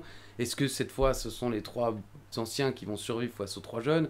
Et puis les matchs étaient exceptionnels, enfin, je n'ai pas de souvenir précis de show, mais je me souviens, parce que là, à ce moment-là, on commentait maintenant tous les pay-per-view avec Philippe, et c'était vraiment un bonheur de ouf de commenter ces 3 contre 3, quoi. Bah, ce seront les 2 prochains pay-per-view, donc Extreme Rules et Payback de 2014. Et le Shield gagne. Oui. C'est ça qui est fort aussi, c'est ça qu'on attendait, c'est ça qu'on voulait, et c'est ça que la WWE a, depuis, parfois peut-être un peu manqué, c'est qu'ils n'ont pas eu peur. Ils ont fait gagner le Shield. Ils les ont fait battre l'évolution. Ils les ont fait battre Triple H, Orton et Batista, quoi. Je veux dire, c'est pas Perceval et Kardog, quoi, pour les fans de Kaamelott comme moi. Donc, justement, on va faire un petit point sur la carte des pay-per-view suivants. Car après WrestleMania, on a d'abord Extreme Rules. Pour Extreme Rules, donc comme on l'a dit, il y a une rivalité qui se lance entre Evolution et The Shield. Et du coup, il faut trouver quelqu'un pour Daniel Bryan. Sa première rivalité post-WrestleMania. Forcément, on va pas tout de suite le mettre non plus contre le plus gros big name. C'est Kane. C'est Kane. C'est toujours Kane. C'est toujours, je sais pas pourquoi ils nous sortent toujours Kane. Ah non, mais c'est toujours Kane. Et on a besoin d'un Kane. Oh, ok, bah, ah ouais, t'es meilleur, va bien quand même. Ouais, j'allais le dire. Non, allez, bien. Non, maintenant c'est le Big Show, mais avant c'était Kane. C'est vrai. Et Kane, qui était dans une période sans masque, Stephanie McMahon qui a essayé de le convaincre de remettre le masque et de redevenir le Kane tout méchant. Donc Kane qui part en rivalité avec Daniel Bryan. Je sais que c'était la rivalité qu'on attendait tous, quoi. On a Daniel Bryan champion, on se dit avec qui on aimerait bien un match Daniel Bryan? Kane. Non, bon, c'est vrai que c'est pas illogique. Non, mais on aime Kane, oui, c'est pas illogique par rapport au fait à l'histoire, bien sûr, bien tout entendu, ça. Voilà. Mais t'as pas, enfin, tu te dis Daniel Bryan, t'as envie de le voir contre des Cesaro, contre des, pourquoi pas des Jack Swagger, là je vois Rob Van Dam aussi dans la carte, contre des Rousseff, contre des...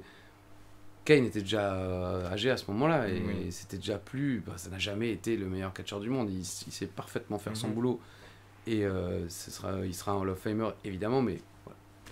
Donc on enchaîne avec la carte des 2 prochains pay-per-view, parce qu'en même temps on pourra vous expliquer ce qui se passe au niveau de ces rivalités. Comme tu l'as dit, donc le Shield qui bat Evolution, d'abord à Extreme Rules, mais dans un match simple. Alors qu'ils sont à Extreme Rules, la première fois qu'ils vont s'affronter, ça va être un match simple, ce qui fait que bien entendu le pay-per-view suivant... Mais là c'est logique. Oui. Non, parce qu'aujourd'hui, pareil, ça fait partie des trucs que dans le catch on oublie un peu, mais normalement, tu commences par un match normal, et puis ensuite c'est la stipulation, notamment Edge Orton, Last Man Standing, ensuite catch, même si... pas forcément pour défendre la WWE à tout prix, mais c'est vrai que ça se tient aussi dans l'histoire Edge Orton. Il l'avait bien expliqué. Voilà, ils sont bien retombés sur leurs pieds avec l'histoire de ok, tu m'as battu dans un Last Man Standing parce que c'est une bagarre, mais est-ce que tu es vraiment un bon catcheur? Est-ce que tu peux gagner un match de catch, quoi? Donc ça, je trouvais ça malin d'avoir retourné la situation de ce genre-là, et ça change. Donc c'est sympa. Mais à l'époque, il y avait la logique. D'abord, tu fais ton six-man tag, et ensuite l'évolution dit bon, maintenant, bagarre de rue, quoi, les gars. Bien sûr. Bien sûr. Donc, une chose que je voulais noter, mentionner, parce qu'on n'en a pas encore parlé depuis dans cet épisode, on a un match retour entre Bray Wyatt et John Cena. On était tous les deux un petit peu déçus que John Cena batte Bray Wyatt à WrestleMania. Donc c'est lors de Extreme Rules que John Cena va donner sa victoire à Bray Wyatt. Mais est-ce que tu te rappelles du déroulement du match? Parce que j'ai dû le relire ce matin, moi, pour m'en rappeler. Est-ce que tu as un petit souvenir ou pas? Non. C'est là qu'il y a les enfants qui chantent... oui, Christophe a juste... Je savais qu'il le savait bien, de toute manière. Non, mais je sais pas, mais je tente. Hein. C'est comme à la pêche, tu balances un peu d'appât, et après tu balances ta ligne. Mais ok, oui. Les lumières s'éteignent durant le match, si jamais vous voulez le voir, ça faisait partie des premiers tricks de Bray Wyatt. Les lumières s'éteignent quand elles se rallument. On a une fille, une petite fille, et une chorale aussi, on entend une chorale, et il commence à chanter He's got the whole world in his hand. La fille, c'est pas la fille de Harvey Whippleman, non? C'était pas ça? Ah, c'est qu'ils avaient... je sais plus, il y avait une fois où ils ont utilisé son fils ou sa fille, je ne sais plus. Ok, donc, à vérifier, mais en tout cas, voilà, c'était le petit Bray Wyatt qui jouait à cette époque. Beaucoup de personnes qui pensaient du coup qu'on aurait l'arrivée de Sister Abigail, bien entendu, derrière. On l'attend toujours, la On Sister. attend toujours, mais pour faire le point sur l'arrivée... Finalement, elle est arrivée sur la TNT en France, hein, Sister. Pour faire le point par rapport à Bray Wyatt, John Cena, donc dans ce pay-per-view, Bray Wyatt remporte le match. Derrière, il se réaffronte à Payback. Mais au final, c'est bien John Cena qui remporte la rivalité. Donc John Cena qui bat Bray Wyatt 2 matchs à 1 en 3 mois. Ça n'a pas aidé hein, le premier Bray Wyatt, mais voilà, Christophe l'avait bien expliqué. C'est une victoire aurait sûrement changé sa carrière à ce moment. Oui, surtout à WrestleMania. Ouais. Parce qu'il aurait pu perdre les 2 suivants. La victoire Extreme Rules, personne ne s'en rappelle. Exactement. C'est ça que je veux dire. Il aurait pu gagner à WrestleMania et Cena aurait pu gagner les 2 suivants. À l'époque, la feud aurait été gagnée par Cena, mais dans l'esprit des gens, Bray Wyatt aurait quand même gagné la plus grande des batailles. Mais non. On enchaîne avec le match pour le titre féminin, Paige, qui fait sa première défense de titre face à Tamina Snuka. Bien entendu, Tamina, comme toujours, qui est là pour mettre en avant les autres catcheuses. Et le main event, Daniel Bryan contre Kane.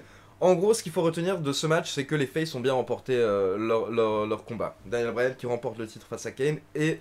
quand même, en pré-show, le Shield aussi. Le Will LC match. Oh oui, il est excellent ce match. Entre El Torito et Hornswoggle, qui je pense, qui est accompagné d'ailleurs de 3MB. Ouais. Donc McIntyre, Heath Slater et Jinder Mahal aux côtés de Hornswoggle. J'avais même pas remarqué qu'il était sur la truc. Super surprise ce match. Oui. Beaucoup plus étonnant que. Chose que certaines personnes ne savent pas forcément, mais par exemple, je veux dire, El Torito est un bon catcheur qui vient du circuit mexicain et qui est connu à la base sous une autre gimmick là-bas. Donc c'est pas non plus n'importe quoi. Non, mais là-bas, ils ont une vraie division mini. C'est ça, exactement. Chaque personnage, en fait, enfin, beaucoup de grands personnages au Mexique, faut savoir, ont leur version de catcheur nain. Oui, donc, et je me demande si justement, quand on avait une fois vu, il y avait Mini Batista qui était venu à Raw, et je crois qu'ils avaient aussi fait ça au Mexique, enfin, c'est-à-dire qu'ils prenaient des catcheurs américains et qui faisaient la version mini au Mexique, même si le catcheur américain était à la WWE. Mais là, ce match, oui, en plus, Hornswoggle aussi est plutôt un bon bien défendu. Worker, entre guillemets. En tout cas, il a pris cher et il a toujours bien fait son boulot. Enfin, ça n'a rien à voir, par exemple, avec Dink, que nous, on a connu dans les années 90, qui était vraiment, il n'y a pas longtemps... Il était pas bon ? Ah non, c'était horrible. Parce que je me suis bien entendu de la gimmick, mais alors le contenu des matchs, non. Bah non, mais je pense pas qu'ils avaient pris un worker en l'occurrence. Parce qu'il y a pas longtemps, j'ai revu les Survivor Series où t'as Jerry Lawler et ses petits contre Doink et ses petits. Les autres petits savent bosser, mais Dink, il sait rien faire. Quoi. Donc je pense que Dink était juste un monsieur... Dink, Wink, Pink, c'était un truc. Voilà. Et l'autre, je me souviens plus. Enfin bref. Mais Hornswoggle et El Torito, bon, on s'attendait à rien, mine de rien, mais on a été très agréablement surpris. Cesaro qui enchaîne aussi son premier pay-per-view post-WrestleMania avec une bonne victoire face à Rob Van Dam et Jack Swagger. Donc là, on démarre bien. On enchaîne entre Extreme Rules et Payback. Le drame. Le cœur brisé. Le cœur brisé. Malheureusement, donc Extreme Rules a eu lieu le 4 mai. Extreme Rules a eu lieu le 4 mai. C'est pas lors du Raw du lendemain, mais le Raw 8 jours plus tard. Daniel Bryan fait une promo à Raw où il doit annoncer qu'il est blessé à la nuque et malheureusement il doit partir se faire opérer. C'était... Enfin, tu es aussi un méga fan de lui et moi aussi. Enfin, moi personnellement ça m'avait brisé le cœur parce que on attendait depuis plus d'1 an que Daniel Bryan devienne le champion du monde de la fédération. Et là, c'est pas une petite blessure, quoi. C'est une opération à la nuque. Oui. Forcément, tout de suite, tu te dis que ça sent pas bon. Et le pire, c'est que malgré tout, la WWE a tout fait pour ne pas lui retirer le titre tout de suite. Car quand il annonce cette blessure, il ne rend pas les titres. La WWE avait espoir, en fait, que l'opération se passe tellement bien que peut-être qu'il pourrait revenir en aller 2-3 mois. Et au pire, pendant 2-3 mois, tu fais des angles, etc. Donc Daniel Bryan annonce qu'il doit se faire opérer le 12 mai, 8 jours après Extreme Rules, et derrière il disparaît plus ou moins, ce qui fait que Stephanie McMahon lance une espèce de storyline où elle lui demande de rendre le titre. Elle fait « Je ne vais pas te le prendre, mais c'est à toi de venir comme un homme, rendre la ceinture et abandonner ton rêve en quelque sorte. » On passe ensuite à Payback, le prochain pay-per-view, juste pour te rappeler la carte cette fois-ci. Donc on n'a pas de match pour le titre. Daniel Bryan ne peut pas participer à Payback. Stephanie McMahon lui avait quand même donné un match contre Kane, encore une fois. Mais Daniel Bryan ne peut pas avoir son match. Ils font pas l'angle où il lui fracasse le crâne sur les escaliers Lors de ce pay-per-view? Non, pas lors de ce pay-per-view, mais est-ce que c'est avant ça ou est-ce que ça sera après? Je crois que c'est avant, lors d'un des shows hebdomadaires, mais à vérifier. En tout cas, lors de ce pay-per-view, il y a de nouveau un angle avec Daniel Bryan et Stephanie McMahon, où Stephanie demande à Bryan de rendre le titre, sinon elle vire Brie Bella. Brie Bella répond en disant « Tu ne peux pas me virer, je démissionne ». Et derrière, elle gifle Stephanie McMahon. Qui lancera la rivalité non, ils ont pas ce match à SummerSlam où je m'avance un peu. Stephanie McMahon défilait de Brie Bella. Christophe Ajus, exactement. Incroyable. En plus, on pourrait parler de ça comme ça dans la rue, je ne m'en souviendrai pas. Mais là, il faut que je m'en souvienne, mon cerveau fonctionne un peu. Bravo à lui. Merci, Donc, cerveau. Petite tristesse, encore une fois, par rapport à Daniel Bryan, juste pour vous expliquer son post-WrestleMania. Oui, ça c'était vraiment. Il s'est marié quelques jours avant, si je dis pas de bêtises, ou en tout cas près de WrestleMania. Oui. Du coup, après WrestleMania, Daniel Bryan rate une semaine ou deux parce qu'il part en lune de miel avec sa femme. Quand il rentre de sa lune de miel, il apprend que son père est décédé. Son père qui était encore une fois un homme pas très âgé, je veux dire assez... En tout cas, c'était totalement inattendu. Inattendu. Oui, il était pas quelqu'un qui souffrant n'était pas malade, voilà, exactement. Mm. Daniel Bryan qui rentre de sa lune de miel, il est le roi du monde, il vient d'épouser une Bella, il est double champion du monde, et il apprend que son père décède. Et le pire, c'est que c'est un lundi et il doit apparaître à Raw le soir même. Les officiels lui donnent la possibilité de ne pas apparaître à Raw, mais il accepte. Il dit non, je dois... Il devait préparer son match à Extreme Rules pour Kane. Il devait avoir une rivalité. D'ailleurs, je me demande si c'est ce soir-là. C'est ce soir-là. Ou quand il annonce... Parce que les gens savent que son père est décédé. Donc il y a une émotion dans la salle. Et c'est là que Kane l'attaque violemment. Justement pour profiter de l'émotion, etc. Kane l'attaque violemment lors de ce segment, dans mes souvenirs. Donc Daniel Bryan d'abord qui perd son père. Et quelques semaines plus tard, qui annonce son opération le 12 mai. Et ensuite, il faut savoir qu'après Payback, malheureusement, la WWE va se rendre compte que Daniel Bryan ne pourra pas être sauvé, enfin, en tout cas, il ne pourra pas se soigner rapidement. Ouais. Donc la WWE décide de lui retirer le titre le 9 juin. Donc le règne qu'on attendait tous de Daniel Bryan, car c'est pas son premier règne, il en avait eu quelques autres. Oui, mais des règnes de 24 heures à chaque fois, déjà, les premiers. Qui se termine en 8 secondes. Non, c'était pas... Si, c'était le titre mondial, en 8 secondes à WrestleMania. Enfin, voilà, oui. Donc, mais là, on attendait vraiment qu'il soit la top star, le main event. Et il était, quoi. Tout le monde était... Tout était bon. Tous les fans étaient derrière lui. Il avait tout ce qu'il fallait in the palm of his hand. Mais... C'est ce que j'évoquais. Après, ça n'a peut-être aucun sens pour vous, ou aucune valeur, mais c'est ce que je disais par rapport justement aux superstars. À WrestleMania 10, Bret Hart, 3-4 ans plus tard, il sera plus à la WWE, il y a tout ça. WrestleMania 20... c'est Benoît, WrestleMania 30, c'est Bryan. C'est vrai. Il semble y avoir cette malédiction, entre guillemets. Bon, peut-être que ça n'a aucun sens, mais moi je l'ai toujours dans mon cerveau, ça a toujours un peu... j'ai toujours vu comme ça, quoi, en quelque sorte. Non, c'est une triste... on verra le 40. On verra le 40. Si on est encore là. Donc voilà, juste pour faire un petit point, on va terminer sur la carte de Payback, car la semaine prochaine, on va se retrouver pour le Raw du lendemain. Qui va changer énormément de choses dans l'histoire de la WWE. Un crève-cœur à mon avis pour beaucoup d'entre vous, donc préparez déjà les mouchoirs pour l'Euro du lendemain, puisque évidemment à Payback, le main event, c'est ce match sans aucune prise interdite, no holds barred, à élimination. Et ça c'est pareil, on l'a commenté avec Philippe, je m'en souviens très bien de élimination, et on en avait tellement connu des matchs où par exemple Triple H se retrouve seul à la fin, et il bat tout le monde, tu vois, où John Cena se retrouve seul à la fin et puis il élimine tout le monde comme Nexus. On avait tellement peur, en fait, c'est ça, on l'a pas cité, mais moi j'avais tellement peur que The Shield devienne la Nexus. Que certes ils aient eu la première victoire, mais que là ils se fassent fumer de chez fumer, ou qu'à 3 contre 1 ils se fassent battre par Triple H sans coup ferré. Et ben là non, c'est le Shield qui élimine Batista, Orton, Triple H et qui gagne sans problème, 3-0, bam, dans les fesses. Installez-vous, voici les clés de la WWE. Maintenant c'est chez vous. Voici les clés. Cas où, parce que nous on l'avait tous les deux mentionné quand même que cette défaite de la Nexus face à John Cena lors de SummerSlam, ce match, la Nexus devait gagner. Oui. Mais ce qui est fou, c'est que tu vois, là il y a eu plein d'interviews ces dernières semaines des membres de la Nexus pour les 10 ans.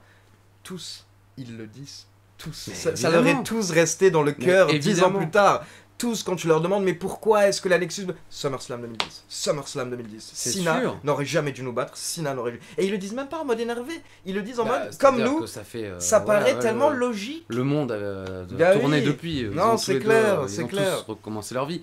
Mais c'est évidemment, et je pense qu'on est tous d'accord. Enfin, si vous n'êtes pas d'accord, n'hésitez pas à le dire dans les commentaires. Mais c'est logique. Et là, la preuve, je veux dire, le Shield, et ce qui arrivera le lendemain à Raw d'ailleurs, est d'autant plus presque triste et décevant, parce qu'on se dit pourquoi si tôt, si vite, quoi. C'était très tôt quand même. Parce qu'il y avait quand même encore pas mal de choses à faire. Ça, c'est... Bon, on en reparlera la semaine prochaine. Mais en tout cas, voilà, ouais. Moi, cette victoire était logique et elle arrive. Et là, ils n'ont pas eu peur. Là, ils sont allés au bout. Là, ils ont fait le truc et ça a marché. Et c'est après également peut-être... pas que peut-être, mais je veux dire, le fait que la WWE est passée les 3-4 derniers mois à construire Daniel Bryan, et que malheureusement leur top champion du monde et top star doit disparaître à ce moment-là pendant 6 mois environ, parce que Daniel Bryan va rater environ 6 mois d'action, fait que la WWE a peut-être dû réagir un petit peu dans l'urgence. Ouais, donc, mais je pense qu'ils auraient quand même fait gagner. Après, je pense que c'est ce qui arrive le lendemain qui est une non, moi je parle du lendemain. Du lendemain. Eh ben, on n'en parle pas tout de suite parce que c'est la semaine prochaine. Je pense que suite, en tout cas, c'est pour ça qu'on vous a expliqué. Sachez qu'à partir de la semaine prochaine, donc Daniel Bryan n'est plus là, donc il va falloir un petit peu changer les choses du côté de la WWE, et on parlera en détail de ce moment historique. Juste pour le préciser justement, donc on peut voir également qu'à Payback, 2 pay-per-view après WrestleMania, Cesaro qui était en plein push avec Paul Heyman, a un match contre Sheamus pour le titre des États-Unis, et Cesaro qui perd le match en 11 minutes à peu près. Donc on comprend pas, on voit pas de différence au final après WrestleMania. Le reste était une carte très simple avec Bad News Barrett par exemple, champion intercontinental à ce moment-là, qui bat Rob Van Dam. Et John Cena avec les Usos contre Bray Wyatt. Donc voilà, c'était la deuxième victoire de John Cena. Dans le last man standing. Contre... Qui était pas si mal. Ils étaient assez rafraîchissants finalement, les pay-per-view d'après WrestleMania 30, parce que tu regardes, t'as Bo Dallas, Kofi Kingston, t'as du Bad News Barrett, Rob Van Dam. Finalement, quasiment aucune de ces superstars n'a de match à WrestleMania. Tu sentais un vent de nouveauté, tu vois. Xavier Woods venait également d'arriver bientôt. Page, Alicia Fox, le Shield, l'évolution. On est 2 mois après WrestleMania et tu vois, ça ressemble. Ça change beaucoup. Ouais, il y a un vent nouveau qui souffle sur la WWE. Et je trouvais ça. C'était vraiment plaisant à commenter. J'ai un très très bon souvenir. Outre le fait que voilà, on revenait de WrestleMania 30, même si le lendemain soir et mon abus d'alcoolémie m'a tout de suite ramené sur terre. Et c'est un truc que tu vois, je le regrette encore aujourd'hui, mine de rien. Je me dis, j'aurais beaucoup mieux vécu. Enfin, j'aurais un souvenir bien meilleur de WrestleMania 30 si j'avais pas été si faible le soir à vouloir faire la fête jusqu'au bout, parce que c'est la Nouvelle-Orléans, parce que c'est la première fois et que ça ne m'arrivera plus jamais et tout. Mais bon, c'est comme ça. Moi je comprends ta mentalité, comme tu l'as dit. Oui, je veux dire, non, mais enfin, après WrestleMania, oui, tu dois faire la fête. Tu dois faire la fête un minimum, un petit peu. Un minimum. Malheureusement, moi, c'est le maximum que j'ai fait. Donc on se retrouve la semaine prochaine pour enchaîner après Payback 2014, car à partir de là on va passer, ce sera plutôt des épisodes, on va avancer de 2-3 mois pour bien suivre l'évolution de toutes ces personnes qui sont en fait maintenant les gens un peu qu'on suit actuellement, les superstars de notre génération, enfin de la génération actuelle, qui démarre vers 2014-2015. Donc la semaine prochaine, Daniel Bryan nous quitte, il va partir pour se soigner, mais par contre là comme vous pouvez le voir, post-WrestleMania on n'a pas de nouvelles de Brock Lesnar. Donc Brock Lesnar, qui pendant 2 mois disparaît, il fête aussi. Rentre à la maison, bah oui. Et enfin, lui, il fête différents. Il chasse, il est sur son. Il tue les gens à main nue. Sa voiturette de golf qu'il a ramenée du Superdome de la Nouvelle-Orléans, parce que c'était tellement confortable. Donc on verra ce qui va se passer avec Brock Lesnar qui va revenir et comment Paul Heyman va nous hyper ce 21-1 dans différentes promos. Tout à fait. Et puis évidemment, on parlera du Shield. Et pour ceux qui ne savent pas ce qui s'est passé, franchement, vous avez de gros trous dans votre passion. Parce que ça reste le moment le plus inoubliable de cette dernière décennie, je pense. Donc en attendant, j'espère que ces épisodes spéciaux WrestleMania 30 vous ont plu. J'espère qu'on a su vous divertir un minimum et puis vous faire passer le temps, puisque c'est l'été, c'est les vacances. Vous avez un peu plus de temps à perdre, tout simplement. Et je remercie mon cher Ali, je vous remercie également. N'hésitez pas à partager la vidéo, à liker, à nous envoyer des messages, on les lit tous et si vraiment on y répond, hein, ou pas, mais on verra. Bah, les gens demandent, il y a un commentaire justement, quelqu'un vient de demander à ce que Christophe répond dans les commentaires. Au final, on y répond souvent en vidéo. Vu qu'on les lit tous, je veux dire, il y a souvent... Surtout que moi, de toute façon, je ne sais même pas me connecter à mon compte YouTube. Donc, si je réponds aux commentaires, c'est que c'est Ali qui a répondu. Et c'est pour ça que si je ne vous ai réponds pas. C'est lui. C'est pour ça que je ne réponds pas. Insulte. Mais par contre, oui, pour ceux qui suivent la cloche, souvent, vous savez qu'on prend les commentaires en compte parce qu'on en a souvent fait référence et souvent vous nous donnez des réponses ou vous nous rappelez des choses qu'on a oubliées. Donc merci à vous. Comme Christophe l'a dit, n'oubliez pas de liker la vidéo, de vous abonner à la chaîne et de cliquer sur la petite cloche pour être informé de la sortie des prochaines vidéos. Je dis très vite cette semaine. On se retrouve la semaine prochaine pour l'épisode numéro 23. Bon été à vous, comme il le dit si bien, hydratez-vous parce que c'est vrai, il faut boire de l'eau, hein, évidemment, et sinon avec la modération pour le reste. Bonne semaine à tous, comme le disait Édouard Carpentier, à la semaine prochaine, si Dieu le veut. Bisous.